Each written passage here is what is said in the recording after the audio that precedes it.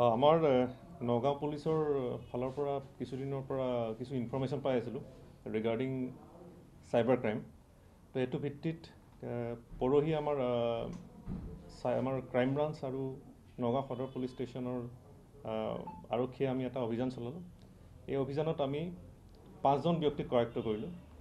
তাৰে আমাৰ 3জন ব্যক্তি বাহিৰৰ ষ্টেটৰ, বিহাৰ আৰু ইউ পিৰ। তেওঁলোকে ইয়াত বাহৰ পাতি আছিল। বেচিকেলি তেওঁলোকৰ যিটো মডাছ অপাৰেণ্ডি হয় সেইটো মতে তেওঁলোকে বিভিন্ন ষ্টেটৰ ব্যক্তি ইয়াত আহে। আমাৰ লোকেল যিটো কণ্টেক্ট থাকে, লোকেল কণ্টেক্টে তেওঁলোকক ইয়ালৈ মতাৰ পিছত তেওঁলোকৰ অলৰেডি এটা কমিউনিকেশ্যন হয়। হোৱাৰ পিছত তেওঁলোকে কিছুমান কৰ্পৰেট একাউণ্ট প্ৰভাইড কৰে আৰু সেই কৰ্পৰেট একাউণ্টত তেওঁলোকে এই যিটো চাইবাৰ ফ্ৰডৰ টকা তাত জমা হয়।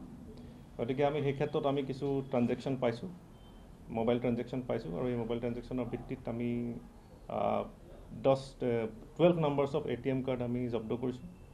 লগত এখন আমি যিখন গাড়ী তেওঁলোকে ব্যৱহাৰ কৰি আছিলে, এখন গাড়ী আমি ক্ৰেটা বাহন আমি জব্দ কৰিছোঁ। 10 নাম্বাৰ্ছ অফ স্মাৰ্টফোন আমি জব্দ কৰিছোঁ আৰু এটা ইনভেষ্টিগেশ্যন চলি আছে। তাত আমি যিখিনি লিংক পাম তাৰ ভিত্তিত আমি কাম কৰি যাম। এতিয়া তেওঁলোকক 5 ডেজৰ ৰিমাণ্ডত অনা হৈছে। এইটো তেওঁলোকে আচলতে তেওঁলোকৰ ৱৰ্ক ডিষ্ট্ৰিবিউশ্যনটো অলপ বেলেগ ধৰণৰ হয়। তেওঁলোকে বেলেগ বেলেগ টীমত কাম কৰে।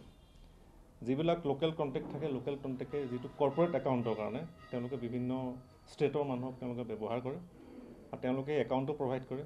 তো এটা পাৰ্চেণ্টেজ অফ দ্য প্ৰফিট তেওঁলোকে লাভ কৰে আৰু বাকী যিসকলে লোকেল কণ্টেক্টে তেওঁলোকক লৈ আহে তেওঁলোকে এটা পাৰ্চেণ্টেজ অফ প্ৰফিট তেওঁলোকে লাভ কৰে।